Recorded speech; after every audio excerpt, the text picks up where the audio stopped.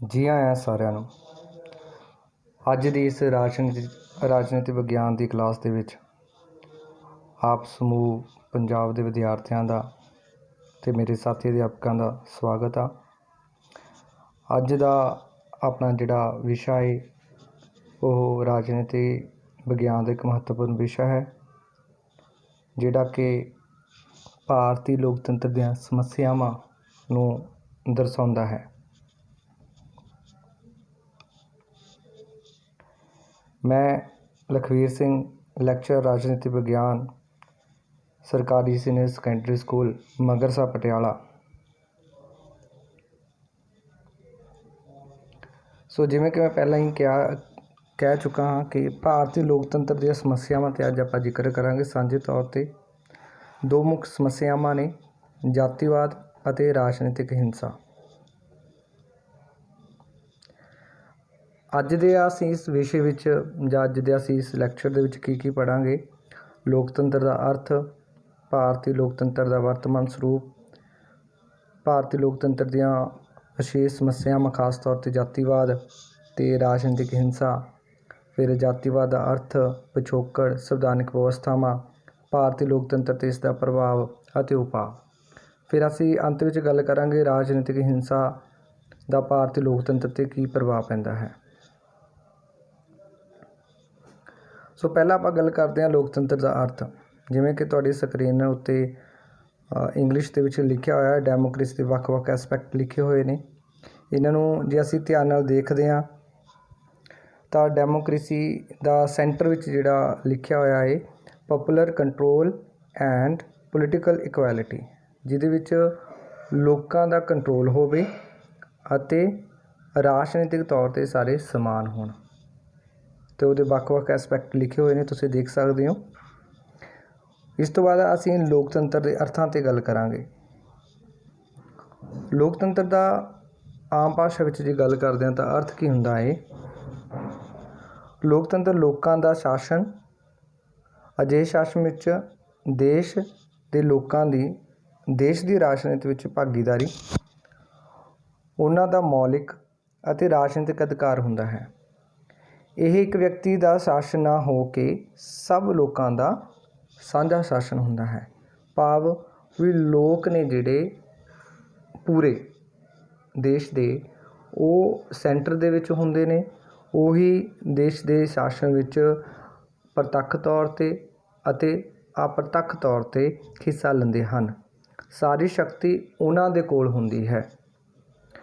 ਆਪਾਂ ਨੈਕਸਟ ਦੂਸਰੇ ਅਰਥਾਂ ਵਿੱਚ ਸਮਝਦੇ ਹਾਂ। ਲੋਕਤੰਤਰ ਦਾ ਅਰਥ ਅਜਿਹੇ ਸ਼ਾਸਨ ਵਿੱਚ ਲੋਕਾਂ ਦੀਆਂ ਮੰਗਾਂ, ਲੋੜਾਂ ਅਤੇ ਸਮੱਸਿਆਵਾਂ ਦੀ ਕੇਂਦਰੀ ਥਾਂ ਹੋਣੀ ਲਾਜ਼ਮੀ ਹੈ ਅਤੇ ਉਹਨਾਂ ਦਾ ਉਪਾਅ ਕਰਨਾ ਹੀ ਅਸਲ ਲੋਕਤੰਤਰ ਹੈ। ਸੋ ਲੋਕਤੰਤਰ ਨੂੰ ਆਮ ਭਾਸ਼ਾ ਵਿੱਚ ਜੇ ਗੱਲ ਕਰੀਏ ਤਾਂ ਲੋਕਾਂ ਦੀਆਂ ਲੋੜਾਂ, ਸਮੱਸਿਆਵਾਂ, ਮੰਗਾਂ ਇਹ ਸੈਂਟਰ ਵਿੱਚ ਹੋਣੀਆਂ ਚਾਹੀਦੀਆਂ ਨੇ ਅਤੇ ਉਹਨਾਂ ਦਾ ਹੱਲ ਕਰਨਾ ਹੀ ਅਸਲ ਵਿੱਚ ਲੋਕਤੰਤਰ ਆ। ਲੋਕਤੰਤਰ ਕਿਉਂਕਿ ਲੋਕਾਂ ਦਾ ਸ਼ਾਸਨ ਹੁੰਦਾ ਹੈ। ਫਿਰ ਲੋਕ ਕਿਉਂ ਸਰਕਾਰਾਂ ਬਣਾਉਂਦੇ ਨੇ, ਕਿਉਂ ਐਡੇ ਸੰਸਥਾਵਾਂ ਜੋ ਅਸੀਂ ਵਿਧਾਨਕ ਸੰਸਥਾਵਾਂ, ਨਿਆਂਪਾਲਿਕਾ ਬਣਾਉਂਦੇ ਹਾਂ ਜਾਂ ਕਾਰਜਪਾਲਿਕਾ ਬਣਾਉਂਦੇ ਹਾਂ, ਉਹਦਾ ਮੁੱਖ ਮਕਸਦ ਲੋਕਾਂ ਦੀਆਂ ਲੋੜਾਂ, ਸਮੱਸਿਆਵਾਂ ਦਾ ਹੱਲ ਕਰਨਾ ਹੈ। ਅਜਿਹੇ ਸਿਸਟਮ ਨੂੰ ਜਿੱਥੇ ਇਹ ਚੀਜ਼ਾਂ ਪਾਈਆਂ ਜਾਂਦੀਆਂ ਨੇ ਉਸ ਨੂੰ ਆਪਾਂ ਅਸਲ ਲੋਕਤੰਤਰ ਕਹਿੰਦੇ ਹਾਂ। ਜਿੱਥੇ ਲੋਕਾਂ ਦੀਆਂ ਲੋੜਾਂ, ਮੰਗਾਂ ਅਤੇ ਸਮੱਸਿਆਵਾਂ ਵੱਲ ਧਿਆਨ ਨਹੀਂ ਦਿੱਤਾ ਜਾਂਦਾ, ਚਾਹੇ ਉਹਦਾ ਸੰਵਿਧਾਨਕ ਢਾਂਚਾ ਲੋਕਤੰਤਰ ਦਰਸਾਉਂਦਾ ਹੋਵੇ, ਲੇਕਿਨ ਉਹ ਅਸਲ ਲੋਕਤੰਤਰ ਨਹੀਂ। ਤੀਸਰਾ ਅਰਥ, ਅਜਿਹੇ ਸ਼ਾਸਨ ਵਿੱਚ ਜਿਹੜਾ ਲੋਕਤੰਤਰੀ ਹੁੰਦਾ ਹੈ ਉਹਦੇ ਵਿੱਚ ਲੋਕਾਂ ਨਾਲ ਨਾ ਤਾਂ ਜਾਤੀ ਆਧਾਰ 'ਤੇ, ਨਾ ਜਨਮ ਆਧਾਰ 'ਤੇ, ਨਾ ਧਰਮ ਆਧਾਰ 'ਤੇ, ਨਾ ਨਸਲ, ਨਾ ਲਿੰਗ, ਨਾ ਰੰਗ, ਨਾ ਸਮਾਜਿਕ ਸਥਿਤੀ, ਨਾ ਆਰਥਿਕ ਆਧਾਰ 'ਤੇ, ਅਜਿਹੇ ਕਿਸੇ ਵੀ ਆਧਾਰ 'ਤੇ ਕਿਸੇ ਵੀ ਵਿਅਕਤੀ ਨਾਲ ਕੋਈ ਭੇਦਭਾਵ, ਵਿਤਕਰਾ ਨਹੀਂ ਕੀਤਾ ਜਾਂਦਾ। ਜੇਕਰ ਅਜਿਹੇ ਲੋਕਤੰਤਰੀ ਸਿਸਟਮ ਜੋ ਸੰਵਿਧਾਨਿਕ ਤੌਰ 'ਤੇ ਜਿਹਨੂੰ ਆਪਾਂ ਲੋਕਤੰਤਰ ਕਹਿੰਦੇ ਹਾਂ, ਉਹਦੇ ਵਿੱਚ ਕਿਸੇ ਵੀ ਵਿਅਕਤੀ ਨਾਲ, ਕਿਸੇ ਵੀ ਖਾਸ ਵਰਗ ਦੇ ਨਾਲ ਕੋਈ ਭੇਦਭਾਵ ਕੀਤਾ ਜਾਵੇ ਤਾਂ ਸਮਝ ਲਓ ਉਹ ਲੋਕਤੰਤਰ 'ਤੇ ਅਸਲ ਨਹੀਂ ਚੱਲ ਰਿਹਾ। ਨੈਕਸਟ ਆਪਾਂ ਪੜ੍ਹਦੇ ਹਾਂ ਫਿਰ ਭਾਰਤੀ ਲੋਕਤੰਤਰ ਦਾ ਸੰਵਿਧਾਨਿਕ ਸਰੂਪ ਕੀ ਆ। ਸਾਡੇ ਸੰਵਿਧਾਨ ਵਿੱਚ ਕਿਹੜੇ ਵਿਵਸਥਾਵਾਂ ਨੇ ਜਿਹੜੇ ਲੋਕਤੰਤਰ ਨੂੰ ਸਥਾਪਿਤ ਕਰਨ ਦੇ ਵਿੱਚ ਜ਼ਰੂਰੀ ਨੇ। ਸੋ ਪਹਿਲਾਂ ਆਪਾਂ ਗੱਲ ਕਰਦੇ ਹਾਂ ਸਾਡੀ ਪ੍ਰਸਤਾਵਨਾ ਵਿੱਚ ਜੋ ਚੀਜ਼ ਲਿਖੀ ਆ ਵੀ ਭਾਰਤ ਵਿੱਚ ਲੋਕਤੰਤਰ ਹੋਏਗਾ, ਭਾਵ ਵੀ ਜੋ ਵੀ ਸਰਕਾਰ ਚਲਾਏਗਾ, ਜਿਸ ਕੋਲ ਰਾਜਨੀਤਿਕ ਸ਼ਕਤੀ ਹੋਏਗੀ, ਪੋਲੀਟੀਕਲ ਪਾਵਰ ਹੋਏਗੀ, ਉਹ ਲੋਕਾਂ ਦੁਆਰਾ ਚੁਣੀ ਗਈ ਹੋਊਗੀ। ਜਾਂ ਤਾਂ ਲੋਕ ਪ੍ਰਤੱਖ ਰੂਪ ਵਿੱਚ ਚੁਣਨਗੇ ਜਾਂ ਅਪ੍ਰਤੱਖ ਰੂਪ ਵਿੱਚ ਚੁਣੇ ਜਾਣਗੇ। ਉਸ ਤੋਂ ਬਾਅਦ ਮੌਲਿਕ ਅਧਿਕਾਰਾਂ ਦੀ ਵਿਵਸਥਾ ਕੀਤੀ ਗਈ ਹੈ। ਭਾਰਤੀ ਸੰਵਿਧਾਨ ਦੇ ਭਾਗ 3 ਮੌਲਿਕ ਅਧਿਕਾਰਾਂ ਵਾਲਾ ਜਿਹੜਾ ਹੈਗਾ 12 ਤੋਂ ਲੈ ਕੇ 15 ਅਨੁਛੇਦ ਤੱਕ ਸਾਰੇ ਨਾਗਰਿਕਾਂ ਨੂੰ ਬਿਨਾਂ ਕਿਸੇ ਭੇਦਭਾਵ ਦੇ ਇਹ ਜਿਹੜੇ ਨੇ ਮੌਲਿਕ ਅਧਿਕਾਰ ਦਿੱਤੇ ਗਏ ਨੇ, ਬਰਾਬਰਤਾ ਦਿੱਤੀ ਗਈ ਹੈ। ਫਿਰ ਨੈਕਸਟ 14 ਸਮਾਨਤਾ, ਕਾਨੂੰਨ ਸਾਹਮਣੇ ਸਾਰੇ ਬਰਾਬਰ ਨੇ, ਕੋਈ ਵੀ ਉੱਚਾ ਨੀਵਾਂ ਨਹੀਂ ਹੈਗਾ, ਕਾਨੂੰਨ ਸਭ ਨੂੰ ਇੱਕ ਅੱਖ ਨਾਲ ਦੇਖੇਗਾ। ਫਿਰ ਲਾਸਟ ਜਿਹੜੀ ਗੱਲ ਆਪਾਂ ਇਹਦੇ ਵਿੱਚ ਲਿਖੀ ਆ ਵੀ ਜਿਹੜੀ ਸਰਕਾਰ ਸੀਮਿਤ ਸਰਕਾਰ ਚੁਣੀ ਜਾਂਦੀ ਹੈ ਲੋਕਾਂ ਦੁਆਰਾ ਨਿਰਪੱਖ ਤੌਰ 'ਤੇ 324 ਤੋਂ ਲੈ ਕੇ 329 ਅਨੁਛੇਦ ਵਿੱਚ ਇਹ ਗੱਲ ਸਾਰੀ ਲਿਖੀ ਹੋਈ ਆ। ਫਿਰ ਛੂਤਛਾਤ ਦੀ ਮਨਾਹੀ ਅਨੁਛੇਦ 17 ਵੀ ਕਿਸੇ ਨਾਲ ਕੋਈ ਵੀ ਕਿਉਂਕਿ ਸਾਰੇ ਵਿਅਕਤੀ ਬਰਾਬਰ ਹੁੰਦੇ ਨੇ, ਜੇ ਸਾਇੰਟੀਫਿਕਲੀ ਆਪਾਂ ਦੇਖਦੇ ਹਾਂ ਤਾਂ ਇਹਦੇ ਵਿੱਚ ਵੀ ਛੂਤਛਾਤ ਦੀ ਮਨਾਹੀ। ਕਿਸੇ ਨੂੰ ਪਹਿਲਾਂ ਜਿਵੇਂ ਸਾਡੇ ਇਤਿਹਾਸ ਸਮੇਂ ਵਿੱਚ ਚੱਲਦਾ ਸੀਗਾ ਵੀ ਕਿ ਉੱਚੀ ਜਾਤੀ ਦੇ ਨੀਵੀਂ ਜਾਤੀ ਦੇ ਲੋਕ, ਇਹ ਦਰਸਾਇਆ ਜਾਂਦਾ ਸੀ, ਸਮਾਜ ਨੂੰ ਵੰਡਿਆ ਜਾਂਦਾ ਸੀਗਾ। ਤਾਂ ਜਦੋਂ ਦਾ ਸਾਡਾ ਸੰਵਿਧਾਨ ਲਾਗੂ ਹੋਇਆ ਹੈ, ਸਾਨੇ ਆਜ਼ਾਦੀ ਪ੍ਰਾਪਤ ਕਰੀ ਆ, ਤਾਂ ਸੰਵਿਧਾਨ ਵਿੱਚ ਇਹ ਵਿਵਸਥਾ ਕੀਤੀ ਗਈ ਆ ਵੀ ਛੂਤਛਾਤ ਦੀ ਮਨਾਹੀ ਹੈ। ਫਿਰ ਉਸ ਤੋਂ ਬਾਅਦ ਭਾਰਤੀ ਲੋਕਤੰਤਰ ਦਾ ਸੰਵਿਧਾਨਿਕ ਸਰੂਪ ਕੀ ਕਹਿੰਦਾ ਹੈ ਵੀ ਰਾਜ ਦੀਆਂ ਵੀ ਕੁਝ ਜ਼ਿੰਮੇਵਾਰੀਆਂ ਨੇ। ਅਨੁਛੇਦ 36 ਤੋਂ 51 ਭਾਗ 4 ਰਾਜ ਦੀਆਂ ਜ਼ਿੰਮੇਵਾਰੀਆਂ ਦਿੱਤੇ ਗਏ ਨੇ। ਇਹ ਰਾਜ ਦੇ ਵਿੱਚ ਸੈਂਟਰ ਗੌਰਮੈਂਟ ਵੀ ਆਉਂਦੀ ਹੈ, ਸਟੇਟ ਗੌਰਮੈਂਟ ਵੀ ਆਉਂਦੀ ਆ, ਲੋਕਲ ਗੌਰਮੈਂਟ ਵੀ ਆਉਂਦੀਆਂ ਨੇ। ਇਹ ਸਾਰੇ ਸਟੇਟਸ ਦੇ ਵਿੱਚ ਆਉਂਦੀਆਂ ਨੇ, ਇਹਨਾਂ ਦੀ ਜ਼ਿੰਮੇਵਾਰੀਆਂ ਨੇ ਇਹ। ਫਿਰ ਆਪਾਂ ਨਿਆਂਪਾਲਿਕਾ ਦੀ ਗੱਲ ਕਰਦੇ ਹਾਂ। ਨਿਆਂਪਾਲਿਕਾ ਕੀ ਹੈ? ਜਿਹੜੇ ਲੋਕਾਂ ਨੂੰ ਅਧਿਕਾਰ ਮਿਲੇ ਹੋਏ ਨੇ ਉਹਨਾਂ ਨੂੰ ਸੁਰੱਖਿਆ ਪ੍ਰਦਾਨ ਕਰਦੀ ਹੈ। ਅਨੁਛੇਦ 32 ਸਰਵਉੱਚ ਅਦਾਲਤ, 226 ਹਾਈ ਕੋਰਟ। ਇਹਦੇ ਰਾਹੀਂ ਇਹ ਜਿਹੜੇ ਸਾਡੇ ਨਾਗਰਿਕਾਂ ਦੇ ਅਧਿਕਾਰ ਨੇ ਉਹਨਾਂ ਨੂੰ ਅਸੀਂ ਬਚਾ ਕੇ ਰੱਖ ਸਕਦੇ ਹਾਂ, ਤਾਂ ਕਿ ਕੋਈ ਵਿਅਕਤੀ, ਕੋਈ ਸੰਸਥਾ, ਚਾਹੇ ਕਾਰਜਪਾਲਿਕਾ ਹੈ ਚਾਹੇ ਵਿਧਾਨਪਾਲਿਕਾ ਹੈ, ਉਹ ਇਹਨਾਂ ਦੀ ਵਾਇਲੇਸ਼ਨ ਨਾ ਕਰ ਪਾਵੇ। ਇਸ ਲਈ ਸਾਡੇ ਸੰਵਿਧਾਨ, ਲੋਕਤੰਤਰੀ ਸੰਵਿਧਾਨ ਵਿੱਚ ਇਹ ਚੀਜ਼ ਵੀ ਹੈਗੀ ਆ ਵੀ ਲੋਕਾਂ ਦੇ ਹੱਕਾਂ ਨੂੰ ਬਚਾ ਕੇ ਰੱਖਿਆ ਜਾ ਸਕਦਾ ਹੈ ਨਿਆਂਪਾਲਿਕਾ ਦੁਆਰਾ। ਸੋ ਫਿਰ ਜੇ ਅਸੀਂ ਐਕਚੁਅਲ 'ਚ ਸਾਡੇ ਲੋਕਤੰਤਰ, ਸਾਡੇ ਡੈਮੋਕ੍ਰੇਸੀ ਦੀ ਗੱਲ ਕਰਦੇ ਹਾਂ, ਉਹਦਾ ਅਸਲ ਵਿੱਚ ਵਾਸਤਵਿਕ ਰੂਪ ਕੀ ਹੈ? ਵਾਸਤਵਿਕ ਰੂਪ ਵਿੱਚ ਜਿਵੇਂ ਸਕਰੀਨ 'ਤੇ ਤੁਹਾਡੇ ਸਾਹਮਣੇ ਚੱਲ ਰਿਹਾ ਹੈ ਵੀ ਸਾਡੇ ਦੇਸ਼ ਦੇ ਵਿੱਚ 25% ਲੋਕ ਅੱਜ ਵੀ ਅਨਪੜ੍ਹ ਨੇ। 25% ਲੋਕ ਅੱਜ ਵੀ ਅਨਪੜ੍ਹ ਨੇ। ਜੇ ਅਸੀਂ ਹਿਸਾਬ ਲਾਈਏ 1 ਅਰਬ 30 ਕਰੋੜ ਦੀ ਆਬਾਦੀ ਦੇ ਵਿੱਚ ਲਗਭਗ 30 ਕਰੋੜ ਲੋਕ ਅਨਪੜ੍ਹ ਨੇ। ਜੇ ਅਨਪੜ੍ਹ ਨੇ ਤਾਂ ਸਮਝੋ 30 ਕਰੋੜ ਦੀ ਆਬਾਦੀ ਅਨਪੜ੍ਹ ਆ। ਜਿਹੜੀ ਸਾਡਾ ਹਿਊਮਨ ਰਿਸੋਰਸ ਆ, ਜਿਹਨੂੰ ਆਪਾਂ ਮਨੁੱਖੀ ਸਾਧਨ ਕਹਿਣਾ, ਜੋ ਦੇਸ਼ ਦੇ ਵਿਕਾਸ ਲਈ, ਹਰ ਤਰ੍ਹਾਂ ਦੇ ਵਿਕਾਸ ਲਈ, ਉਹਦੀ ਯੂਨਿਟੀ ਲਈ, ਉਹਦੇ ਆਰਥਿਕ ਵਿਕਾਸ ਲਈ, ਉਸ ਨੂੰ ਸਿਖਰਾਂ 'ਤੇ ਲੈ ਕੇ ਜਾਣ ਲਈ ਜ਼ਰੂਰੀ ਆ, ਉਹ ਅਨਪੜ੍ਹ ਆ। ਅਤੇ ਜਿਹੜੇ 5 ਪੜ੍ਹੇ ਨੇ ਜਾਂ 8 ਪੜ੍ਹ ਕੇ ਹਟੇ ਨੇ ਜਾਂ 10 ਪੜ੍ਹ ਕੇ ਹਟੇ ਨੇ, ਉਹਨਾਂ ਦੀ ਗਿਣਤੀ ਕਿੰਨੀ ਹੋਏਗੀ? ਸੋ ਇਹ ਵੀ ਲੋਕਤੰਤਰ ਲਈ ਖਤਰਨਾਕ ਆ, ਸਮੱਸਿਆ ਹੈ। ਫਿਰ ਨੈਕਸਟ ਜਿਹੜੀ ਗੱਲ ਲਿਖੀ ਆ ਵੀ ਦੇਸ਼ ਦੇ ਉਤਪਾਦਨ, ਜਿੰਨੇ ਵੀ ਕੈਪੀਟਲ ਆ ਸਾਡੇ ਦੇਸ਼ ਦੀ, ਉਹਦੇ 'ਤੇ 5% ਜਿਹੜੇ ਸਾਡੇ ਪੂੰਜੀਪਤੀ ਨੇ ਉਹਨਾਂ ਦਾ ਅਧਿਕਾਰ ਆ। ਯਾਨੀ ਕਿ ਪ੍ਰਾਈਵੇਟ ਜੋ ਚੀਜ਼ਾਂ ਪਹਿਲਾਂ ਪਬਲਿਕ ਹੁੰਦੀਆਂ ਸੀ, ਪਬਲਿਕ ਸੰਸਥਾਵਾਂ ਸੀਗੀਆਂ, ਉਹਨਾਂ ਦਾ ਦਾਇਰਾ ਘੱਟ ਕੇ ਹੁਣ ਪ੍ਰਾਈਵੇਟ ਸੰਸਥਾਵਾਂ ਦਾ ਵੱਧ ਰਿਹਾ। ਜੋ ਤਾਂ ਹੀ ਬੇਰੁਜ਼ਗਾਰੀ ਵਧੇਗੀ, ਤਾਂ ਹੀ ਗਰੀਬੀ ਵੱਧਦੀ ਹੈ, ਤਾਂ ਹੀ ਨੌਕਰੀਆਂ ਨਹੀਂ ਮਿਲਦੀਆਂ। ਜਿਵੇਂ ਕਿ ਪਿੱਛੇ ਹੀ ਰਿਪੋਰਟ ਆਈ ਹੈ ਵੀ 45 ਸਾਲਾਂ ਦਾ ਰਿਕਾਰਡ ਹੈ ਜਿਹੜਾ ਉਹ ਸਾਡਾ ਟੁੱਟ ਚੁੱਕਿਆ ਹੈ। ਉਹ ਇਸ ਕਾਰਨ ਹੀ ਟੁੱਟਿਆ ਹੈ। ਫਿਰ ਹੈ ਸੰਪਰਦਾਇਕ ਦੰਗੇ, ਔਨਰ ਕਿਲਿੰਗ। ਨਿਆਂਪਾਲਿਕਾ ਦਾ ਰਾਜਨੀਤੀਕਰਨ ਹੋਣਾ। ਇਹ ਬਹੁਤ ਸਾਰੀਆਂ ਸਮੱਸਿਆ ਨੇ ਜਿਹੜਾ ਅਸਲ ਲੋਕਤੰਤਰ ਦਿਖਾਉਂਦੀਆਂ ਨੇ।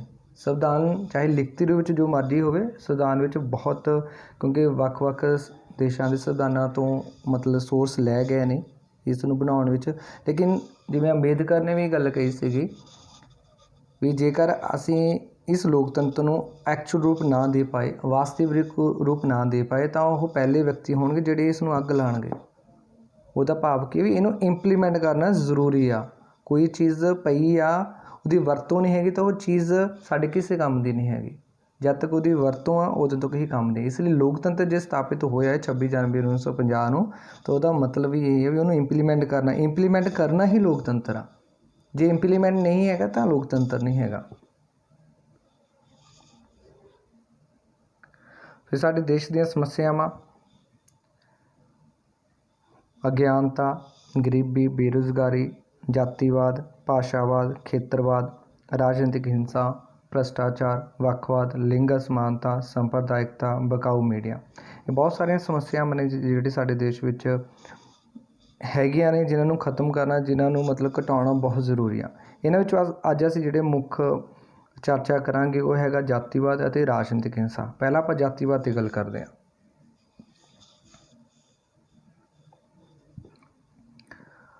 ਸੋ ਸਭ ਤੋਂ ਪਹਿਲਾਂ ਜੇ ਅਸੀਂ ਗੱਲ ਕਰਦੇ ਹਾਂ ਜਾਤੀ ਕਹਿੰਦੇ ਕਿਹਨੂੰ ਨੇ, ਜਾਤੀਵਾਦ ਦਾ ਅਰਥ ਕੀ ਆ।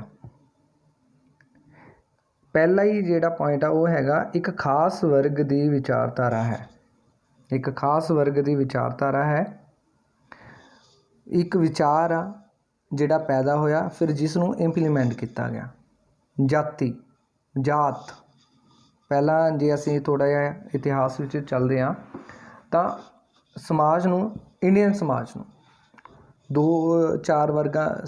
ਚਾਰ ਵਰਗਾਂ ਵਿੱਚ ਵੰਡਿਆ ਗਿਆ ਸੀ ਮੁੱਖ ਤੌਰ 'ਤੇ। ਉਹ ਵੀ ਵਰਨ ਦੇ ਆਧਾਰ 'ਤੇ। ਵਰਨ ਮਤਲਬ ਕੰਮ ਦੇ ਆਧਾਰ 'ਤੇ ਵੰਡ ਹੋਈ ਸੀ। ਭਾਈ ਜਿਹੜੇ ਆਹ ਕੰਮ ਕਰਨ ਦੇ ਯੋਗ ਨੇ ਉਹ ਆਹ ਕੰਮ ਕਰ ਸਕਦੇ ਨੇ, ਜਿਹੜੇ ਇਸ ਕੰਮ ਦੇ ਯੋਗ ਨੇ ਤਾਂ ਇਹ ਕੰਮ ਕਰ ਸਕਦੇ ਨੇ। ਤਾਂ ਉਹ ਜਿਹੜੀ ਵੰਡ ਸੀਗੀ ਉਹ ਪਰਮਾਨੈਂਟ ਨਹੀਂ ਹੈਗੀ ਸੀ।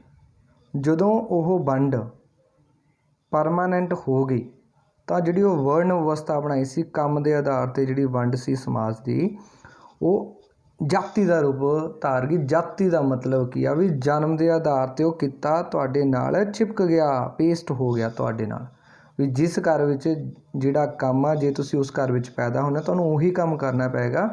ਤੁਸੀਂ ਉਸ ਕਿੱਤੇ ਤੋਂ, ਉਸ ਪੇਸ਼ੇ ਤੋਂ ਬਾਹਰ ਨਹੀਂ ਜਾ ਸਕਦੇ। ਤੁਹਾਡੀ ਉਹੀ ਕਾਸਟ ਆ, ਤੁਹਾਡਾ ਉਹੀ ਕੰਮ ਉਹੀ ਕਰਨਾ ਪਊਗਾ ਜਿਹੜੇ ਤੁਹਾਡੇ ਬਜ਼ੁਰਗ, ਤੁਹਾਡੇ ਵੱਡੇ ਵਡੇਰੇ ਕਰਦੇ ਆਏ ਨੇ। ਤੁਸੀਂ ਬਦਲ ਨਹੀਂ ਸਕਦੇ।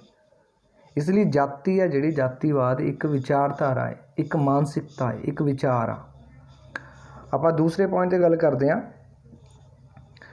ਜਾਤੀਵਾਦ ਇੱਕ ਅਜਿਹਾ ਸਾਧਨ ਹੈ ਜੋ ਕੁਝ ਖਾਸ ਵਰਗਾਂ ਨੂੰ ਵਿਸ਼ੇਸ਼ ਅਧਿਕਾਰਾਂ ਤੋਂ ਵੰਚਿਤ ਕਰਦਾ ਹੈ। ਜੇ ਵੰਡੀ ਪੈ ਗਈ, ਚਾਰ ਵਰਗਾਂ 'ਚ ਵੰਡਿਆ ਗਿਆ, ਤਾਂ ਉਹਦੇ ਵਿੱਚ ਜਿਹੜੇ ਹੇਠਲੇ ਪੱਧਰ 'ਤੇ ਵਰਗ ਆਉਂਦੇ ਨੇ ਉਹਨਾਂ ਨੂੰ ਉਹਨਾਂ ਦੇ ਖਾਸ ਜਿਹੜੇ ਜੀਵਨ ਦੇ ਅਧਿਕਾਰ ਨੇ ਉਹਨਾਂ ਤੋਂ ਵਾਂਝਾ ਰੱਖਿਆ ਜਾਂਦਾ ਹੈ। ਇਹ ਆ ਜਾਤੀਵਾਦ। ਇਹ ਸਾਧਨਾ ਜਾਤੀਵਾਦ ਇੱਕ ਸਾਧਨਾ ਜਿਹੜਾ ਕੁਝ ਕਮਜ਼ੋਰ ਵਰਗਾਂ ਨੂੰ ਉਹਨਾਂ ਦੇ ਬੁਨਿਆਦੀ ਹੱਕਾਂ ਤੋਂ ਦੂਰ ਰੱਖਦਾ ਹੈ। ਤੀਸਰਾ, ਆਰਥਿਕ ਸਮਾਜਿਕੀ ਵਿਤਕਰੇ ਦਾ ਹਥਿਆਰ। ਅਸਲ ਵਿੱਚ ਜਾਤੀਵਾਦ ਕੀ ਆ ਵੀ ਸਮਾਜ ਵਿੱਚ ਉਸ ਨੂੰ ਪੈਦਾ ਕੀਤਾ ਗਿਆ ਵਿਚਾਰ ਆ। ਕੋਈ ਪਰਮਾਤਮਾ ਨੇ ਚੀਜ਼ ਨਹੀਂ ਬਣਾਈ, ਕਿਉਂਕਿ ਅੱਜ ਅਸੀਂ ਵਿਗਿਆਨਿਕ ਸੋਚ ਰੱਖਦੇ ਹਾਂ। ਜੇ ਕਹੀਏ ਵੀ ਜਾਤੀ ਪਰਮਾਤਮਾ ਨੇ ਬਣਾਈ ਆ, ਅੱਜ ਵੀ ਆਪਾਂ ਦੇਖ ਲਿਓ ਵੀ ਸਾਨੂੰ ਕੀ ਪਤਾ ਵੀ ਜਦ ਤੱਕ ਅਸੀਂ ਦੱਸਦੇ ਨਹੀਂ ਬੱਚੇ ਨੂੰ ਭਾਈ ਤੇਰੀ ਜਾਤੀ ਕਿਹੜੀ ਆ, ਤੇਰੀ ਕਾਸਟ ਕਿਹੜੀ ਆ। ਇਹ ਅਸਲ ਵਿੱਚ ਵਿਚਾਰ ਆ ਜਿਹੜਾ ਉਹਦੇ ਮਨ ਵਿੱਚ ਅਸੀਂ ਪੈਦਾ ਕਰਦੇ ਹਾਂ। ਸੋ ਜਾਤੀ ਇੱਕ ਹਥਿਆਰ ਆ। ਇਹ ਹਥਿਆਰ ਕਿਸ ਵਾਸਤੇ ਆ? ਤਾਂ ਕਿ ਆਰਥਿਕ ਔਰ ਸਮਾਜਿਕ ਤੌਰ 'ਤੇ ਕੁਝ ਵਰਗਾਂ ਨਾਲ ਵਿਤਕਰਾ ਕੀਤਾ ਜਾ ਸਕੇ, ਉਹਨਾਂ ਨੂੰ ਵਾਂਝਾ ਰੱਖਿਆ ਜਾ ਸਕੇ। ਤਾਂ ਹੀ ਅੱਜ ਅਸੀਂ ਦੇਖਦੇ ਹਾਂ, ਤੁਸੀਂ ਨੀਵੀਂ ਜਾਤੀ ਨੂੰ ਜੋ ਸੋ ਕਾਲਡ ਨੀਵੀਂ ਜਾਤੀ ਜਾਂ ਲੋਅਰ ਕਾਸਟ ਬੋਲਦੇ ਆ, ਉਹਨਾਂ ਦੀ ਇਕਨੋਮਿਕ ਕੰਡੀਸ਼ਨ ਅਤੇ ਸੋਸ਼ਲ ਕੰਡੀਸ਼ਨ, ਸਮਾਜਿਕ ਸਥਿਤੀ ਅਤੇ ਆਰਥਿਕ ਸਥਿਤੀ ਆਪਾਂ ਦੇਖ ਸਕਦੇ ਹਾਂ ਵੀ ਉਹਨਾਂ ਦਾ ਕਿੱਥੇ ਤੱਕ ਪੱਧਰ ਆ। ਇਹ ਜਿਹੜਾ ਜਾਤੀਵਾਦ ਹਥਿਆਰ ਵਰਤਿਆ ਗਿਆ ਪੁਰਾਣੇ ਸਮੇਂ ਦੇ ਵਿੱਚ ਵੀ ਉਹਨਾਂ ਨੂੰ ਆਰਥਿਕ ਤੌਰ 'ਤੇ ਨੀਵੇਂ ਰੱਖਿਆ ਜਾਵੇ, ਸਮਾਜਿਕ ਤੌਰ 'ਤੇ ਨੀਵੇਂ ਰੱਖਿਆ ਜਾਵੇ। ਫਿਰ ਲਾਸਟ ਪੁਆਇੰਟ ਇਹਦੇ ਵਿੱਚ ਹੀ ਇੱਕ ਪ੍ਰਾਚੀਨ ਮਿਥਿਹਾਸਿਕ ਘਟਨਾ। ਜਾਤੀਵਾਦ ਇੱਕ ਪ੍ਰਾਚੀਨ ਮਿਥਿਹਾਸਿਕ ਘਟਨਾ ਹੈ। ਮਿਥਿਹਾਸਿਕ ਮਤਲਬ ਜਿਹਦਾ ਕੋਈ ਵਾਸਤਵਿਕ ਰੂਪ ਨਹੀਂ ਹੁੰਦਾ, ਜਿਹੜੀ ਮਨ ਘੜਤ ਹੋਵੇ। ਲੇਕਿਨ ਮਿਥਿਹਾਸਿਕ ਘਟਨਾ ਹੈ ਪਰ ਇਸ ਨੇ ਵਾਸਤਵਿਕ ਸਮਾਜਿਕ ਆਰਥਿਕ ਇਤਿਹਾਸ ਬਣਾ ਦਿੱਤਾ। ਇੱਕ ਜੋ ਚੀਜ਼ ਮਿਥਿਹਾਸਿਕ ਸੀਗੀ, ਜਿਹਦਾ ਕੋਈ ਆਧਾਰ ਨਹੀਂ ਹੈਗਾ ਸੀ, ਉਸ ਵਿਚਾਰ ਨੇ ਸਾਡਾ ਪੂਰਾ ਇਤਿਹਾਸ ਬਣਾ ਦਿੱਤਾ। ਉਹ ਸਮਾਜਿਕ ਅਤੇ ਆਰਥਿਕ ਇਤਿਹਾਸ ਆ। ਕਿਹੜੀ ਘਟਨਾ ਸੀਗੀ? ਇਹ ਸੀ ਵੀ ਜਿਹੜੇ ਬ੍ਰਾਹਮਣ ਨੇ ਉਹ ਬ੍ਰਹਮਾ ਦੇ ਮੁਖ ਚੋਂ ਨਿਕਲੇ ਨੇ, ਜਿਹੜੇ ਕਸ਼ਤਰੀਆ ਨੇ ਉਹ ਆਪਣੇ ਬਾਜੂਆਂ ਤੋਂ ਨਿਕਲੇ ਨੇ, ਅਤੇ ਜਿਹੜੇ ਵਪਾਰੀ ਨੇ ਜਾਂ ਵੈਸ਼ ਵਰਗ ਨੇ ਉਹ ਬ੍ਰਹਮਾ ਦੇ ਪੱਟਾਂ 'ਚੋਂ ਨਿਕਲੇ ਨੇ, ਅਤੇ ਜਿਹੜੇ ਸ਼ੂਦਰ ਨੇ ਉਹ ਪੈਰਾਂ 'ਚੋਂ ਨਿਕਲੇ ਨੇ। ਇਹ ਮਿਥਿਹਾਸਿਕ ਵਿਚਾਰ ਆ। ਅੱਜ ਦੱਸੋ, ਅਸੀਂ ਜੇ ਸਾਇੰਸ ਦੇ ਯੁੱਗ ਵਿੱਚ ਬੈਠੇ ਹਾਂ ਅਤੇ ਗੱਲ ਕਰਦੇ ਵੀ ਕੌਣ ਪੈਰ 'ਚੋਂ ਪੈਦਾ ਹੁੰਦਾ, ਕੋਈ ਪੱਟਾਂ 'ਚੋਂ ਪੈਦਾ ਹੁੰਦਾ, ਕੌਣ ਬਾਜੂਆਂ ਤੋਂ ਪੈਦਾ ਹੁੰਦਾ ਹੈ, ਕੌਣ ਮੁੱਖ 'ਚੋਂ ਪੈਦਾ ਹੁੰਦਾ ਹੈ। ਇਹ ਸਾਰਾ ਸਰੀਰ ਜਿਹੜਾ ਢਾਂਚਾ ਹੈ, ਜੇ ਤੁਸੀਂ ਬਾਇਓਲੋਜੀ ਪੜ੍ਹੋ ਤਾਂ ਉਹਦੇ ਸਾਰਾ ਪਤਾ ਲੱਗ ਜਾਊਗਾ। ਇਹ ਸਾਰਾ ਸੈੱਲਸ ਤੋਂ ਬਣਦਾ ਹੈ। ਕੋਈ ਇੱਕ ਸੈਲੀ ਤੋਂ ਬਣਦਾ, ਕੋਈ ਬਹੁਤ ਸੈਲੀ ਤੋਂ ਬਣਦਾ ਹੈ। ਤਾਂ ਇਹ ਕੋਈ ਮਿਥਿਹਾਸਿਕ ਘਟਨਾ ਸੀਗੀ ਜਿਸ ਨੇ ਸਾਡੇ ਇਤਿਹਾਸ ਨੂੰ ਵਾਸਤਵਿਕ ਸਮਾਜਿਕ ਇਤਿਹਾਸ ਵਿੱਚ ਬਦਲ ਦਿੱਤਾ, ਸਮਾਜਿਕ ਆਰਥਿਕ ਇਤਿਹਾਸ ਵਿੱਚ ਬਦਲ ਦਿੱਤਾ। ਸੋ ਹੁਣ ਆਪਾਂ ਗੱਲ ਕਰਦੇ ਹਾਂ ਜਾਤੀਵਾਦ ਦੇ ਪਿਛੋਕੜ 'ਤੇ। ਸੋ ਪਹਿਲਾਂ ਜਾਤੀਵਾਦ ਦੇ ਜਿਹੜੇ ਖਿਲਾਫ ਆਵਾਜ਼ ਉੱਠੀ ਆ, ਉਹ ਸਾਡੇ ਅੰਗਰੇਜ਼ਾਂ ਦੇ ਆਉਣ ਤੋਂ ਬਾਅਦ 1873 ਵਿੱਚ ਜੋਤੀ ਰਾਓ ਫੂਲੇ, ਜਿਨ੍ਹਾਂ ਨੇ ਸੱਤਿਆਸ਼ੋਧਕ ਅੰਦੋਲਨ ਚਲਾਇਆ ਸੀਗਾ ਇਸ ਕਾਸਟ ਨੂੰ ਖਤਮ ਕਰਨ ਵਾਸਤੇ।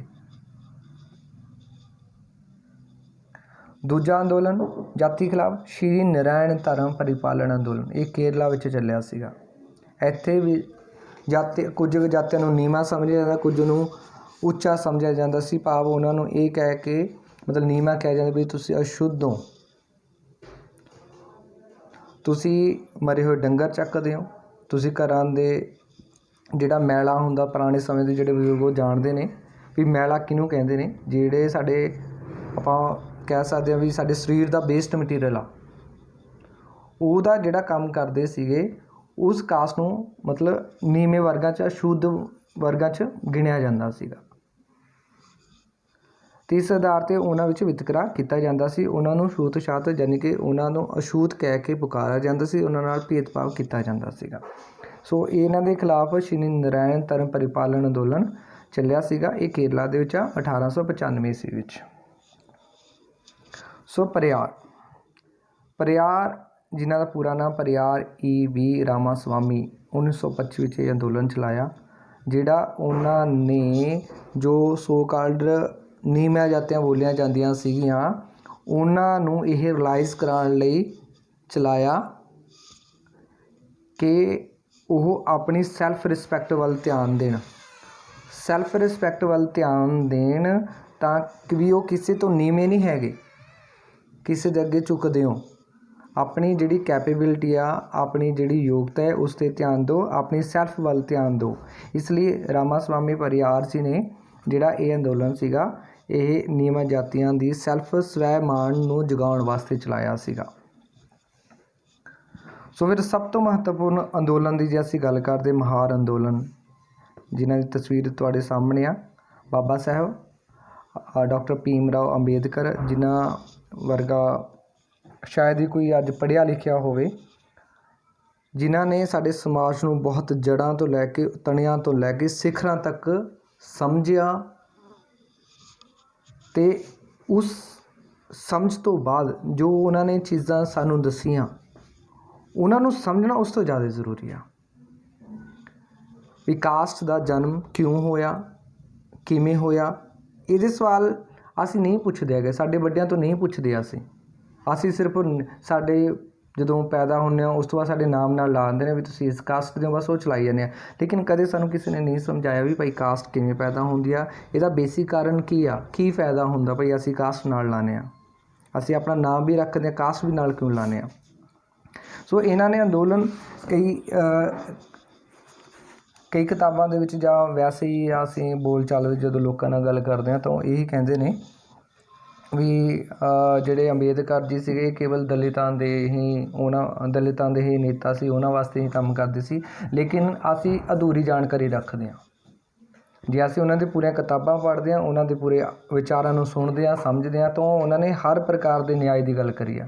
ਹਰ ਜੋ ਕਮਜ਼ੋਰ ਵਰਗ ਆ, ਖਾਸ ਤੌਰ 'ਤੇ ਇਸਤਰੀਆਂ ਨਾਲ ਜੋ ਵਿਤਕਰਾ ਹੁੰਦਾ ਆਇਆ ਹੈ, ਜੋ ਗਰੀਬ ਵਰਗਾਂ ਨਾਲ ਵਿਤਕਰਾ ਹੁੰਦਾ ਰਿਹਾ, ਉਹਨਾਂ ਦੇ ਹੱਕਾਂ ਦੇ ਲਈ ਆਵਾਜ਼ ਉਠਾਈ। ਇਹ ਅੰਬੇਦਕਰ ਜੀ ਨੂੰ ਕਿਸੇ ਇੱਕ ਵਰਗ ਨਾਲ ਜੋੜ ਕੇ ਦੇਖਣਾ ਅਗਿਆਨਤਾ ਦੀ ਇੱਕ ਨਿਸ਼ਾਨੀ ਆ। ਇਸ ਲਈ ਇਹਨਾਂ ਨੂੰ ਓਵਰਆਲ ਹੋਲ 'ਚ ਸਮਝਣਾ ਜ਼ਰੂਰੀ ਆ। ਸੋ ਕੁਝ ਕੁ ਮੂਵਮੈਂਟ ਦਲਿਤ ਪੈਂਥਰ ਅੰਦੋਲਨ ਇਹ ਮਹਾਰਾਸ਼ਟਰ ਵਿੱਚ ਚੱਲਿਆ ਸੀਗਾ। ਸੋ ਇਹ ਸਾਰੇ ਅਸੀਂ ਇਤਿਹਾਸ ਵੀ ਜਾਣਿਆ, ਜਾਤੀਵਾਦ ਅਤੇ ਸਾਡੇ ਜਿਹੜੇ ਇਤਿਹਾਸ ਦੇ ਵਿੱਚ ਅੰਦੋਲਨ ਹੋਏ ਉਹਨਾਂ ਦਾ ਵੀ ਥੋੜ੍ਹਾ ਜ਼ਿਕਰ ਕੀਤਾ। ਹੁਣ ਅਸੀਂ ਪੁੱਛਦੇ ਜਿਹੜਾ ਭਾਰਤੀ ਸਮਾਜ ਆ ਇਹਦੇ 'ਤੇ ਜਾਤੀਵਾਦ ਦਾ ਕੀ ਪ੍ਰਭਾਵ ਆ। ਹੁਣ ਇੱਕ ਗੱਲ ਮੈਂ ਇੱਥੇ ਸਮਝਿਆ ਵੀ ਲੋਕਤੰਤਰ ਨੂੰ ਕੇਵਲ ਸਰਕਾਰ ਦੇ ਬਣਤਰ ਤੱਕ ਨਾ ਸੀਮਿਤ ਰੱਖੇ ਵੀ ਵੋਟ ਪਾਉਣਾ ਹੀ ਲੋਕਤੰਤਰ ਹੁੰਦਾ ਹੈ। ਲੋਕਤੰਤਰ ਹਰ ਇੱਕ ਉਹ ਚੀਜ਼ ਆ ਜਿਹੜੀ ਲੋਕਾਂ ਦੇ ਸਮਾਜਿਕ ਅਤੇ ਆਰਥਿਕ ਜੀਵਨ ਨਾਲ ਜੁੜੀ ਆ। ਲੋਕਾਂ ਦਾ ਸਮਾਜਿਕ ਅਤੇ ਆਰਥਿਕ ਜੀਵਨ ਵੀ ਲੋਕਤੰਤਰ ਤੋਂ ਬਾਹਰ ਨਹੀਂ ਹੈਗਾ। ਕੇਵਲ ਵੋਟ ਪਾਉਣਾ, ਸਰਕਾਰ ਚੁਣਨਾ ਹੀ ਲੋਕਤੰਤਰ ਨਹੀਂ ਹੈਗਾ। ਮੈਂ ਜਿਵੇਂ ਕਿ ਪਹਿਲਾਂ ਹੀ ਮੈਂ ਕਹਿ ਚੁੱਕਾ ਵੀ ਲੋਕਤੰਤਰ ਨੂੰ ਸਮਝਣ ਲਈ ਜਿਹੜੀ ਅਰਥਾਂ ਨੂੰ ਸਮਝਣਾ ਸਭ ਤੋਂ ਜ਼ਰੂਰੀ ਹੈ। ਹੁਣ ਅਰਥਾਂ ਦੇ ਨਜ਼ਰੀਏ ਤੋਂ ਅੱਜ ਆਪਾਂ ਭਾਰਤੀ ਲੋਕਤੰਤਰ 'ਤੇ ਜਾਤੀਵਾਦ ਦਾ ਪ੍ਰਭਾਵ ਦੇਖਾਂਗੇ। ਜੇ ਤੁਹਾਨੂੰ ਅਰਥ ਸਮਝ ਆ ਗਏ ਤਾਂ ਤੁਹਾਨੂੰ ਇਹ ਪ੍ਰਭਾਵ ਪਤਾ ਲੱਗ ਜਾਣਗੇ। ਸੋ ਪਹਿਲਾ ਪੁਆਇੰਟ ਜਿਵੇਂ ਆ ਦੇਸ਼ ਦੀ ਏਕਤਾ ਦਾ ਖੰਡਿਤ ਹੋਣਾ। ਜੇ ਤੁਸੀਂ ਇੱਕੋ ਦੇਸ਼ ਵਿੱਚ ਰਹਿਣ ਵਾਲੇ ਨਾਗਰਿਕਾਂ ਨੂੰ ਨੀਵੇਂ ਵਰਗ, ਉੱਚੇ ਵਰਗਾਂ ਵਿੱਚ ਵੰਡਾਂਗੇ, ਅਸ਼ੁੱਧ ਵਰਗਾਂ ਵਿੱਚ ਵੰਡਾਂਗੇ ਤਾਂ ਦੇਸ਼ ਦੀ ਏਕਤਾ ਕਦੇ ਨਹੀਂ ਬਣਨੀ, ਉਹਨੇ ਟੁੱਟਦਾ ਰਹਿਣਾ ਹੈ। ਦੂਸਰਾ ਪੁਆਇੰਟ, ਸਾਡੀ ਜਿਹੜੀ ਅੰਤਰਰਾਸ਼ਟਰੀ ਪੱਧਰ 'ਤੇ, ਇੰਟਰਨੈਸ਼ਨਲ ਪੱਧਰ 'ਤੇ ਜੋ ਇਮੇਜ ਬਣੀ ਹੋਈ ਆ, ਜੋ ਸਟੇਟਸ ਆ, ਜੋ ਸਾਡੀ ਸਾਖ ਆ, ਉਹ ਜਾਤੀ ਵਿਵਸਥਾ ਨੇ ਖਰਾਬ ਕਰੀ ਆ। ਜੇ ਇਹ ਕਾਇਮ ਰਹੂਗੀ ਉਦੋਂ ਤੱਕ ਸਾਡੀ ਜਿਹੜੀ ਇਮੇਜ ਆ ਵਰਲਡ ਲੈਵਲ 'ਤੇ, ਇੰਟਰਨੈਸ਼ਨਲ ਲੈਵਲ 'ਤੇ ਸੁਧਰਦੀ ਨਹੀਂ ਹੈਗੀ। ਫਿਰ ਆਰਥਿਕ ਵਿਕਾਸ ਦਾ ਪਿੱਛੜ ਜਾਣਾ। ਆਰਥਿਕ ਵਿਕਾਸ ਦਾ ਆਟੋਮੈਟਿਕਲੀ ਪਿੱਛੜ ਜਾਣ ਦੇ ਕੁਝ ਕੁ ਖਾਸ ਵਰਗਾਂ ਨੂੰ ਤੁਸੀਂ ਮੇਨ ਸਟਰੀਮ ਵਿੱਚ ਨਹੀਂ ਲੈ ਕੇ ਆਏ, ਉਹਨਾਂ ਨੂੰ ਬਰਾਬਰਤਾ ਦਾ ਹੱਕ ਨਹੀਂ ਸਮਾਜਿਕ ਤੌਰ 'ਤੇ ਦੇ ਰਹੇ, ਤਾਂ ਉਹਦੇ ਨਾਲ ਕੀ ਹੁੰਦਾ ਵੀ ਜਿਹੜੇ ਉਹਨਾਂ 'ਚ ਯੋਗਤਾ ਵਾਲੇ ਵਿਅਕਤੀ ਹੋਣਗੇ ਉਹ ਦੇਸ਼ ਦੇ ਵਿਕਾਸ ਵਿੱਚ ਹਿੱਸਾ ਨਹੀਂ ਪਾ ਸਕਣਗੇ। ਸੋ ਆਰਥਿਕ ਵਿਕਾਸ ਜਾਤੀਵਾਦ ਦੇ ਕਾਰਨ ਪਿਛੜ ਜਾਏਗਾ। ਫਿਰ ਜਾਤੀ ਦੇ ਆਧਾਰ 'ਤੇ ਜੋ ਰਾਜਨੀਤਿਕ ਹਿੰਸਾ ਹੁੰਦੀ ਆ ਉਹ ਦਿਨ ਦਿਨ ਆਪਾਂ ਅਖਬਾਰਾਂ, ਟੈਲੀਵਿਜ਼ਨਾਂ ਵਿੱਚ ਦੇਖਦੇ ਹਾਂ। ਅਨੁਛੇਦ 14 ਦੀ ਪੂਰਨ ਤੌਰ 'ਤੇ ਅਣਦੇਖੀ। ਸੋ ਆਪਾਂ ਦੇਖਦੇ ਹਾਂ ਇਹਦੇ ਵਿੱਚ ਵੀ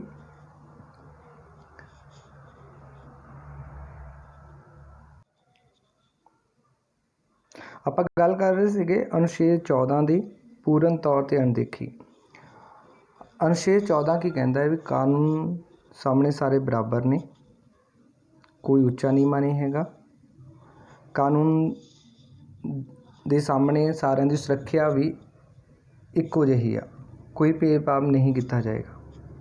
ਫਿਰ ਲਾਸਟ ਵਿੱਚ ਜਿਹੜੇ ਰਾਸ਼ਟਰੀ ਹਿੱਤਾਂ ਦਾ ਪਿਛੜ ਜਾਣਾ। ਜੇ ਜਾਤੀਵਾਦ ਸਾਡੇ ਸਮਾਜ ਵਿੱਚ ਰਹੇਗਾ ਤਾਂ ਜਿਹੜੇ ਸਾਡੇ ਰਾਸ਼ਟਰੀ ਹਿੱਤ ਨੇ, ਰਾਸ਼ਟਰੀ ਹਿੱਤ ਦਾ ਮਤਲਬ ਕੀ ਹੁੰਦਾ ਵੀ ਦੇਸ਼ ਦੇ ਸਾਰੇ ਲੋਕਾਂ ਦੀ ਭਲਾਈ ਜਿਹਦੇ ਵਿੱਚ ਹੈਗੀ ਆ, ਸਾਰੇ ਲੋਕਾਂ ਦੀ। ਮੈਂ ਇੱਕ ਖਾਸ ਧਰਮ ਦੀ ਗੱਲ ਨਹੀਂ ਕਰਾਂਗਾ, ਮੈਂ ਖਾਸ ਵਰਗ ਦੀ ਗੱਲ ਨਹੀਂ ਕਰਾਂਗਾ, ਇਹਦੇ ਵਿੱਚ ਸਾਰੇ ਲੋਕਾਂ ਮੈਜੋਰਿਟੀ ਦਾ ਮਤਲਬ ਵੀ ਹਮੇਸ਼ਾ ਰਾਈਟ ਨਹੀਂ ਹੁੰਦਾ। ਉਹਦੇ ਵਿੱਚ ਮੈਂ ਭਲਾਈ ਦੀ ਗੱਲ ਕਹੀ ਆ ਵੀ ਭਲਾਈ ਜੋ ਰਾਸ਼ਟਰੀ ਹਿੱਤ ਹੁੰਦੇ ਨੇ ਉਹ ਦੇਸ਼ ਦੀ ਭਲਾਈ ਹੁੰਦੀ ਆ। ਜਿਹਦੇ ਵਿੱਚ ਦੇਸ਼ ਦੀ ਭਲਾਈ ਹੋਵੇ ਉਹ ਰਾਸ਼ਟਰੀ ਹਿੱਤ ਹੁੰਦੇ ਨੇ। ਜੇ ਡਿਸਕ੍ਰਿਮੀਨੇਸ਼ਨ ਜਾਤੀ ਆਧਾਰ 'ਤੇ ਹੋਏਗਾ, ਕਾਸਟਿਜ਼ਮ ਤੌਰ 'ਤੇ ਹੋਏਗਾ ਤਾਂ ਰਾਸ਼ਟਰ ਦੇ ਜਿਹੜੇ ਹਿੱਤ ਨੇ ਉਹ ਪਿਛੜ ਜਾਣਗੇ। ਜੇ ਰਾਸ਼ਟਰੀ ਹਿੱਤ ਪਿਛੜ ਗਏ ਨਾ ਤਾਂ ਸਾਡੇ ਦੇਸ਼ ਵਿੱਚ ਏਕਤਾ ਹੋਣੀ ਆ, ਨਾ ਆਰਥਿਕ ਵਿਕਾਸ ਹੋਣਾ, ਨਾ ਨਾਗਰਿਕਾਂ ਦਾ ਜਿਹੜਾ ਜੀਵਨ ਪੱਧਰ ਆ ਉਹ ਉੱਪਰ ਉੱਠਣਾ ਹੈ। ਹੁਣ ਜਿਵੇਂ ਕਿ ਵੀ ਇੱਕ ਪੋਸਟਰ ਵੀ ਆ, ਕਾਸਟ ਯੂਅਰ ਵੋਟ ਹੇਅਰ ਦੀ ਜਗ੍ਹਾ 'ਤੇ ਲਿਖਿਆ ਹੋਇਆ ਹੈ vote your caste here. Caste ਆਧਾਰ 'ਤੇ ਫਿਰ ਪੋਲੀਟਿਕਸ ਹੁੰਦੀ ਆ, ਰਾਜਨੀਤੀਆਂ ਹੁੰਦੀਆਂ, ਉਮੀਦਵਾਰ ਚੁਣੇ ਜਾਂਦੇ, ਉਮੀਦਵਾਰਾਂ ਨੂੰ ਕਾਸਟ ਆਧਾਰ 'ਤੇ ਹੀ ਵੋਟ ਪਈ ਜਾਂਦੇ, ਕਾਸਟ ਆਧਾਰ 'ਤੇ ਹੀ ਪੋਲੀਟੀਕਲ ਪਾਰਟੀਜ਼, ਰਾਜਨੀਤਿਕ ਪਾਰਟੀਆਂ ਬਣਦੀਆਂ ਨੇ। ਅਤੇ ਫਿਰ ਡਿਵੀਜ਼ਨ ਵੱਲ ਚਲਾ ਜਾਂਦਾ, ਵੰਡ ਵੱਲ ਚਲਾ ਜਾਂਦਾ। 1947 ਵਿੱਚ ਵੀ ਅਸੀਂ ਵੰਡ ਦੇਖੀ ਧਰਮ ਦੇ ਆਧਾਰ 'ਤੇ, ਲੇਕਿਨ ਜਾਤੀ ਆਧਾਰ 'ਤੇ ਵੰਡ ਅਸੀਂ ਪ੍ਰਾਚੀਨ ਸਮੇਂ ਤੋਂ ਹੀ ਦੇਖ ਰਹੇ ਹਾਂ। ਸੋ ਹੁਣ ਗੱਲ ਇਹ ਸਾਰੇ ਨੂੰ ਸਮਝਣ ਤੋਂ ਬਾਅਦ ਗੱਲ ਇਹ ਆਉਂਦੀ ਵੀ ਜਾਤੀ ਵਿਤਕਰੇ ਨੂੰ ਕਿਵੇਂ ਦੂਰ ਕਰੀਏ, ਕਿਵੇਂ ਅਸੀਂ ਇਸ ਨੂੰ ਰੋਕ ਪਾਉਂਦੇ ਹਾਂ। ਸੋ ਪਹਿਲਾ ਹੈ ਗੁਣਾਤਮਕ ਸਿੱਖਿਆ। ਗੁਣਾਤਮਕ ਸਿੱਖਿਆ ਭਾਈ ਇਹੋ ਜਿਹੀ ਕੁਆਲਿਟੇਟਿਵ ਐਜੂਕੇਸ਼ਨ ਹੋਣੀ ਚਾਹੀਦੀ ਹੈ ਜਿਹਦੇ ਵਿੱਚ ਵਿਗਿਆਨਿਕ ਸੋਚ ਨੂੰ बढ़ावा ਦਿੱਤਾ ਜਾਵੇ ਬੱਚਿਆਂ ਦੇ ਵਿੱਚ। ਬੱਚਿਆਂ ਨੂੰ ਸ਼ੁਰੂ ਤੋਂ ਹੀ ਇਹ ਦੱਸਿਆ ਜਾਵੇ ਵੀ ਕਾਸਟ ਇੱਕ ਮਾਨਸਿਕਤਾ, ਇੱਕ ਖਾਸ ਮਾਨਸਿਕ ਬਿਮਾਰੀ ਆ ਜਿਹਦਾ ਇਤਿਹਾਸ ਜ਼ਰੂਰ ਰਿਹਾ ਹੈ, ਲੇਕਿਨ ਉਹ ਵਾਸਤਵਿਕ ਐਗਜ਼ਿਸਟੈਂਸ ਨਹੀਂ ਕਰਦੀ। ਫਿਰ ਹੈਗਾ ਸਮਾਜਿਕ ਸਦਭਾਵਨਾ 'ਤੇ ਜ਼ੋਰ ਦਿੱਤਾ ਜਾਵੇ। ਲੋਕਾਂ ਵਿੱਚ ਭਾਈਚਾਰੇ ਦੀ, ਆਪਣੇਪਨ ਦੀ ਭਾਵਨਾ ਦਾ ਵਿਕਾਸ ਕੀਤਾ ਜਾਵੇ। ਲੋਕਤੰਤਰੀ ਜਿਹੜੇ ਸਾਡੇ ਡੈਮੋਕ੍ਰੇਟਿਕ ਵੈਲਿਊਜ਼ ਨੇ ਉਹਨਾਂ ਨੂੰ ਪ੍ਰਮੋਟ ਕੀਤਾ ਜਾਵੇ ਵੀ ਸਾਰੇ ਬਰਾਬਰ ਨੇ, ਇਕੁਅਲ ਨੇ, ਸਾਰੇ ਸੁਤੰਤਰ ਨੇ, ਜਿਸ ਮਰਜ਼ੀ ਧਰਮ ਨੂੰ ਮੰਨਣ, ਜਿਸ ਜਗ੍ਹਾ 'ਤੇ ਉਹ ਘੁੰਮਣਾ ਚਾਹੁੰਦੇ ਨੇ, ਜਿਸ ਤਰ੍ਹਾਂ ਉਹ ਰਹਿਣਾ ਚਾਹੁੰਦੇ ਨੇ, ਉਹਨਾਂ ਦਾ ਪਹਿਰਾਵਾ, ਭਾਸ਼ਾ, ਸੱਭਿਆਚਾਰ ਉਹਨਾਂ ਦਾ ਆਪਣਾ ਸਾਰਿਆਂ ਦਾ ਯੂਨੀਕ ਹੁੰਦਾ ਹੈ। ਉਸ ਨੂੰ ਸਾਰਿਆਂ ਨੂੰ ਮੰਨਣ ਦਾ ਜਾਂ ਉਹਨਾਂ ਦਾ ਵਿਕਾਸ ਕਰਨ ਦਾ ਸਾਰਿਆਂ ਨੂੰ ਬਰਾਬਰ ਦਾ ਹੱਕ ਆ। ਫਿਰ ਸੰਤੁਲਿਤ ਆਰਥਿਕ ਵਿਕਾਸ, ਇਹ ਸਭ ਤੋਂ ਇੰਪੋਰਟੈਂਟ ਜ਼ਰੂਰੀ ਆ। ਅੰਬੇਦਕਰ ਨੇ ਵੀ ਕਿਹਾ ਸੀ ਕਿ ਜਦੋਂ ਤੱਕ ਇਕਨੋਮਿਕ ਇਕੁਐਲਿਟੀ ਨਹੀਂ ਆਉਂਦੀ ਹੈਗੀ, ਮੈਂ ਇਹ ਨਹੀਂ ਕਹਿ ਰਿਹਾ ਵੀ ਸਾਰਿਆਂ ਕੋਲ ਇੱਕੋ ਜਿਹੇ ਪੈਸੇ ਹੋਣੇ ਚਾਹੀਦੇ, ਇੱਕੋ ਜਿਹੀ ਕੈਪੀਟਲ ਹੋਣੀ ਚਾਹੀਦੀ ਆ। ਮੇਰਾ ਮਤਲਬ ਇਹ ਆ ਵੀ ਹਰ ਇੱਕ ਨਾਗਰਿਕ ਦਾ ਜੀਵਨ ਪੱਧਰ ਬੈਲੈਂਸ ਹੋਣਾ ਚਾਹੀਦਾ, ਵੀ ਉਹਨੂੰ ਜੀਵਨ ਦੀਆਂ ਸਾਰੀਆਂ ਬੁਨਿਆਦੀ ਲੋੜਾਂ ਜਾਂ ਜ਼ਰੂਰਤਾਂ ਉਹਦੀਆਂ ਪੂਰੀਆਂ ਹੋਈਆਂ ਹੋਣ। ਅੱਜ ਇਹ ਸੰਤੁਲਿਤ ਆਰਥਿਕ ਵਿਕਾਸ ਹੋਵੇ। ਸੋ ਫਿਰ ਆਪਾਂ ਧਾਰਮਿਕ ਜੇ ਆਧਾਰ 'ਤੇ ਵੀ ਗੱਲ ਕਰੀਏ ਤਾਂ ਬਾਬਾ ਕਬੀਰ ਜੀ ਨੇ ਵੀ ਇਹ ਗੱਲ ਕਹੀ ਸੀ ਕਿ ਅਬਲ ਅੱਲਾ ਨੂਰ ਉਪਾਇਆ, ਕੁਦਰਤ ਕੇ ਸਭ ਬੰਦੇ, ਇੱਕ ਨੂਰ ਤੇ ਸਭ ਜਗ ਉਪਜਿਆ, ਕੌਣ ਭਲੇ ਕੌਣ ਮੰਦੇ।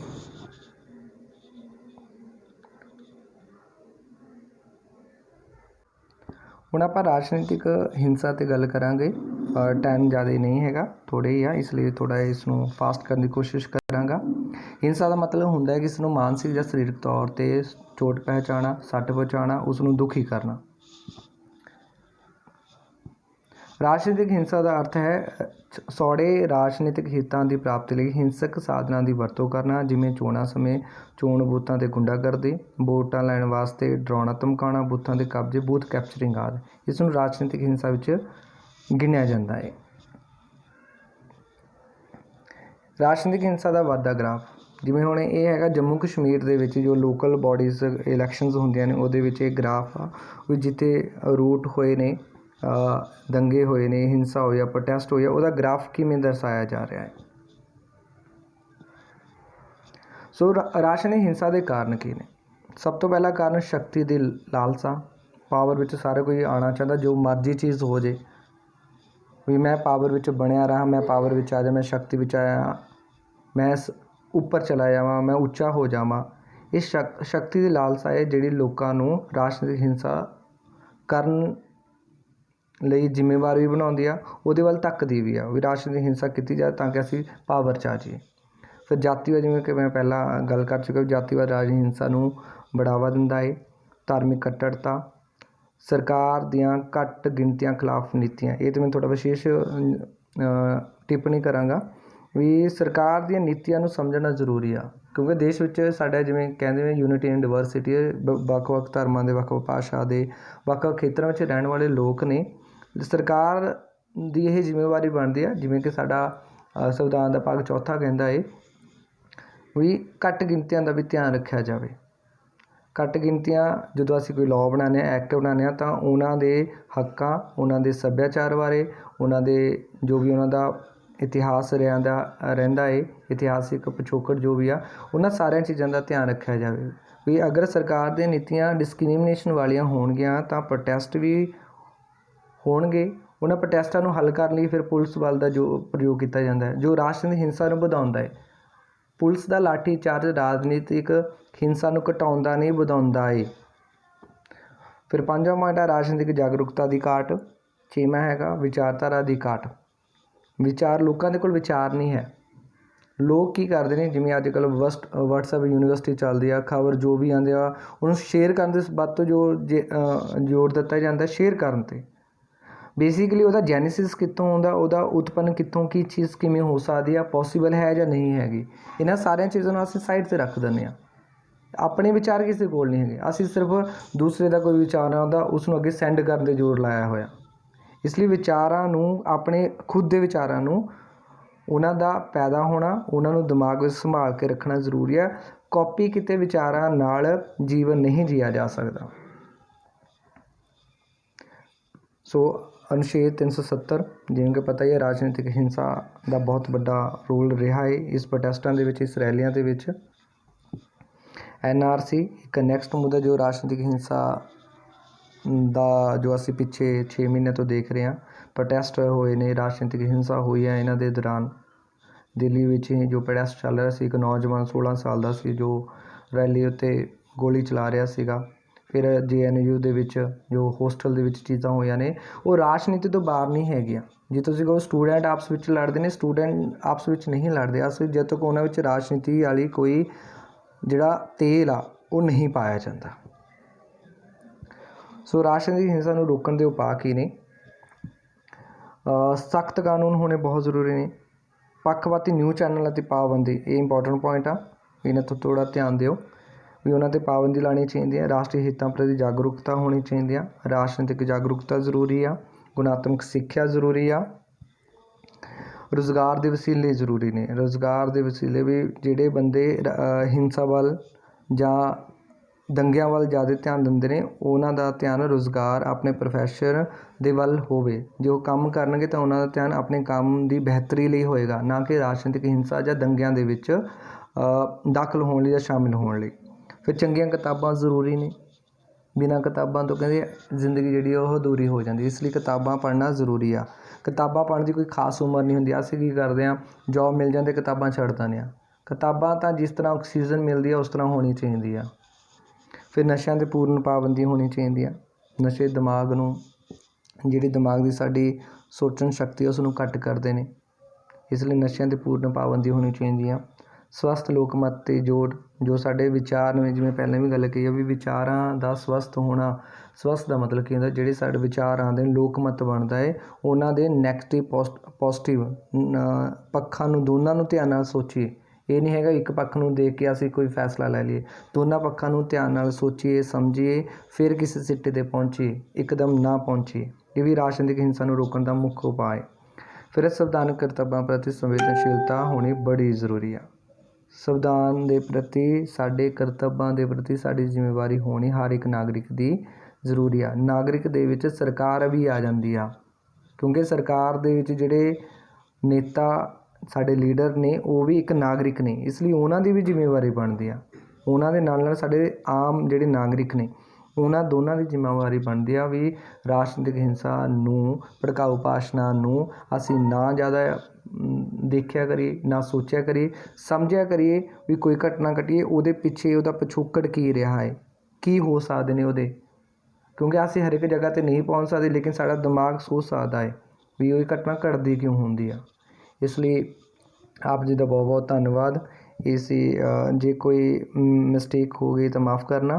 ਬਹੁਤ ਸਾਰੇ ਇਸ ਫੋਨ ਦੇ ਵਿੱਚ ਅੱਧਕ ਦੀ ਪ੍ਰੋਬਲਮ ਰਹੀ ਆ, ਇਸ ਲਈ ਥੋੜ੍ਹਾ ਧਿਆਨ ਰੱਖਣਾ। ਧੰਨਵਾਦ ਜੀ।